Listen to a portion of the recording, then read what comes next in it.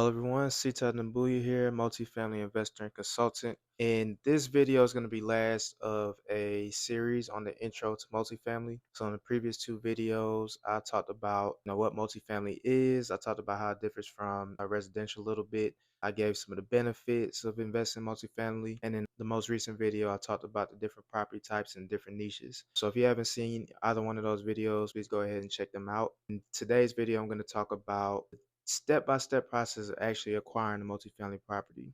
So it's a 12-step process. It's very high level, but I think it'll give you a lot of insight as to what it actually takes to be able to close on a multifamily deal. So let's get into it. Now let's talk about how to acquire multifamily property. So this isn't going to be a comprehensive guide, but it's going to be 12 steps that you can take to acquire your first multifamily property or your next multifamily property. Number one, define your investment goals. Often overlooked. You need to know where you're trying to get to before you really get started. Otherwise, you're not going to really navigate to the right place. Are you going to be invested for cash flow? Are you looking for appreciation? Are you looking for depreciation? Are you just trying to park capital somewhere? Do you want to maximize returns or do you want to mitigate risk? There's a lot of different goals that you could aim for, but you got to aim for something when you get started. Two, conduct market research. Everybody knows that real estate is location, location, location, and that's very much important in the commercial and multifamily space. You need to invest in places that have high demand and solid economic drivers that are going to prove your asset to be a viable asset for years to come. Three, set a budget. How much capital do you have to be able to put towards this project, and make sure that you're okay with putting that capital at risk, and what resources do you have if you need more capital to be able to get the deal done. Four, find partners. If you're watching this video, chances are you are not an experienced multifamily investor. That's just the truth of the matter. You wouldn't be watching the intro video if you were.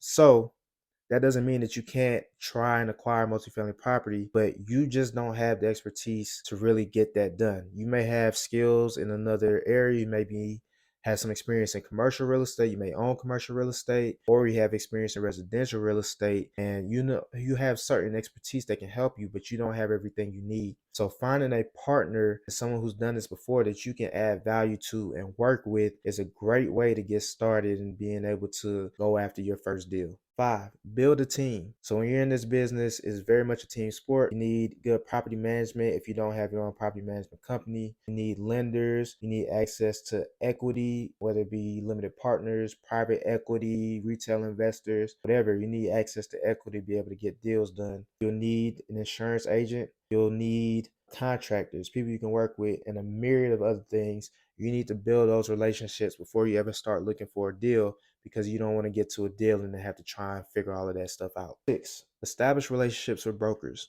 So if you're coming from the residential side, you may be used to going direct to seller. A lot of people in the residential business go direct to seller. When you're looking at properties that are typically 50, 60, 80 plus units, more than likely you're going to have to go through a broker to get that deal done and get access to that deal. So you want to build relationships with these people. Brokers are essentially like the agents, the sellers agents of the commercial world. They have access to the sellers who are looking to offload their properties, and you need to build relationships to them to be able to get access to those properties.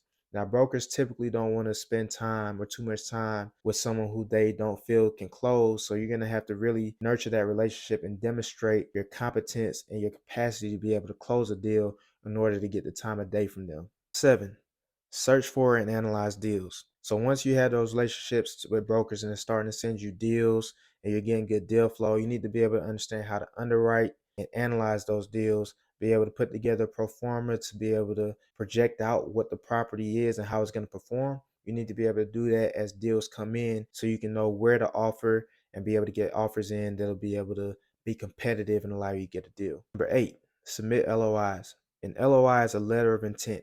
It's like the formal, non-binding document that you submit when you want to put an offer for a property. To submit your LOI to the broker, outline some basic terms to outline the purchase price that you're projecting and a few other things such as earnest money, so on and so forth. So you want to submit those when you find deals that you feel good about and you feel you'll be competitive to be able to win. Nine, negotiate the contract. So once you have an accepted LOI, meaning your offer was accepted by the seller, then you want to go into PSA. So your purchase and sale agreement. You have your real estate closing attorney will draft the PSA. You and the seller will negotiate terms about your timeline, due diligence period, all this other stuff. And you want to make sure that you read that thoroughly and negotiate where you can to make sure that you're getting to a contract that's favorable for you.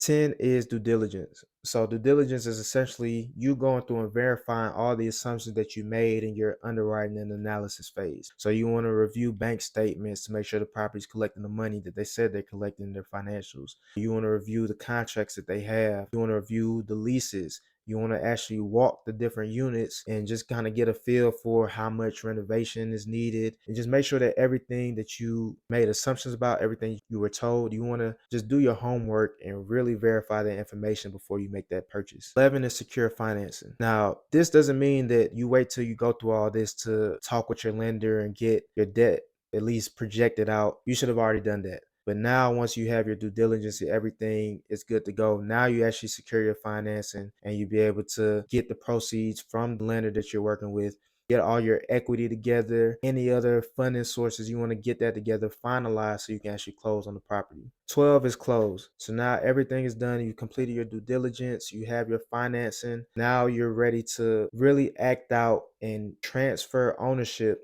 from the seller to yourself. So now you have the property in your portfolio, you're taking over ownership, you're putting your property management in place, and now you're ready to asset manage the property and run your business plan for the next number of years that you have in your business plan. All right, thank you for making it through this video, and hopefully you made it through the entire series. In this video, we covered just the full step-by-step process of what you need to do to acquire multifamily property. If you got some value out of that, please go ahead and like and also subscribe for more content. So this is the last video in this series, but I will be putting out more content. Let me know in the comments what you want to learn more about. Thank you for checking out this video, and I'll see you later.